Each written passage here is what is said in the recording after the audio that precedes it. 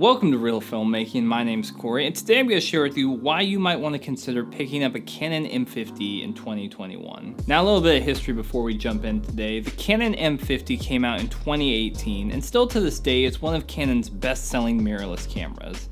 That's important because last year Canon released the M50 Mark II, and for a lot of M-series users, myself included, it was kind of underwhelming. Wanted a little bit more. But because of that, a lot of people are looking at should they consider picking up the M50 Mark II or the M50? So I think the first big reason you might want to consider picking up an M50 in 2021 is because of the price. When manufacturers release newer models of cameras, the older ones tend to get discontinued, and a lot of people end up selling their old gear to buy the new gear or selling their gear to switch to a different system.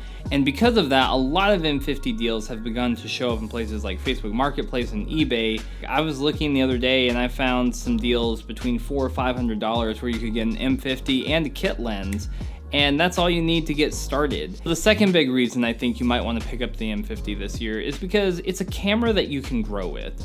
Whether you're just getting into doing videos here on YouTube or learning photography, the Canon M50 is a little camera that can take you a long way in your learning journey. If you just want to learn how to make YouTube videos, if you want to learn how to shoot pictures and get good exposure and get good composition, this is a great camera to do all of that.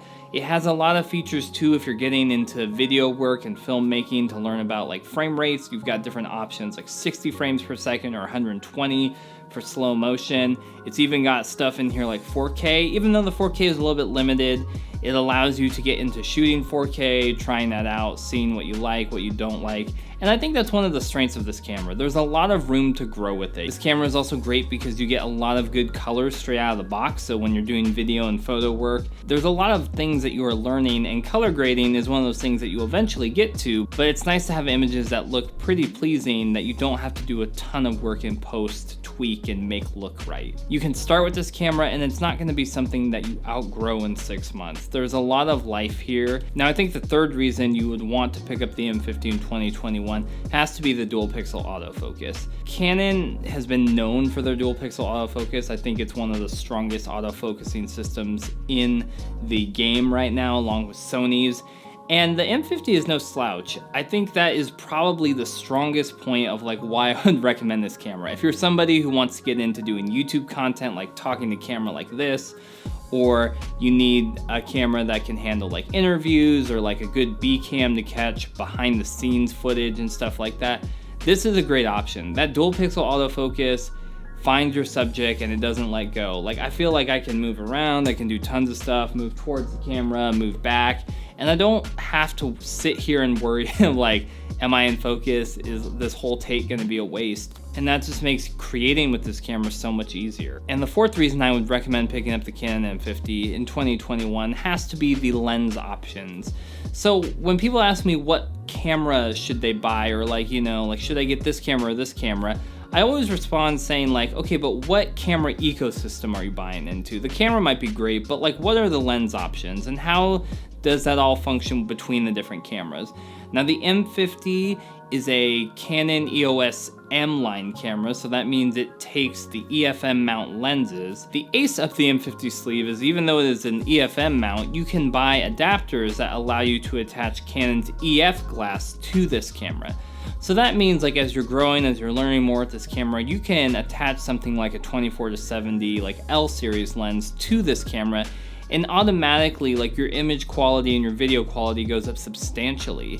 And that's one of the reasons I really love this camera, that it's got a great sensor. If you know how to expose and compose images, and then you can upgrade the lenses you're using, it's a no-brainer of why wouldn't you want this camera to create with or to have as a second shooter camera. Something else that I don't hear talked about a lot on YouTube is actually the native EFM mount options for lenses. Now I'm gonna admit, honestly, up until last year, there weren't really a ton of great options natively for the EFM mount. Canon had a handful of lenses, but there was only probably a few of them I could really recommend. I would say you'd be better off adapting other lenses.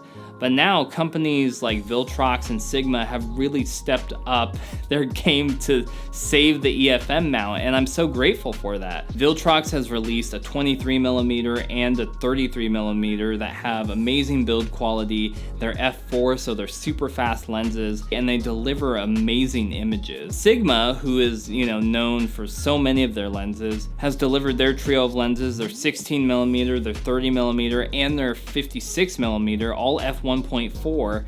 And the images that I've seen people take with the M50 or some of the other M series cameras, they're incredible. And so these companies have really stepped up to the bat to really help save the EFM mount. There's other companies like 7 Artisans that if you're interested more in like filmmaking and like all manual lenses, they have a handful of lenses that are native EFM mount, and so that just gives you a lot more options than there honestly were like a year ago. And so that is great. Like, if you just want to stick with the EFM mount system, you don't want to get into adapting lenses, it's really great because you can have a lot of different lens choices here. But if you're somebody who wants to grow with your camera, or if you're somebody who wants to pick up the M50 as a second camera, it's really nice to have the option to use adapters to use some of your higher end lenses from your other cameras and not have to invest in a completely different system. So those are the reasons I think it's still worth it to pick up an M50 in 2021. I love my M50. I've had it now for almost 2 years, and it's a great, reliable camera, and yeah, I love shooting with it. So if you found this video helpful, make sure to give it a thumbs up. Subscribe to Reel Filmmaking for more content related to filmmaking, camera gear, creative process, storytelling. And until next time, keep making movies and watching movies. And I'll see you on Reel Filmmaking.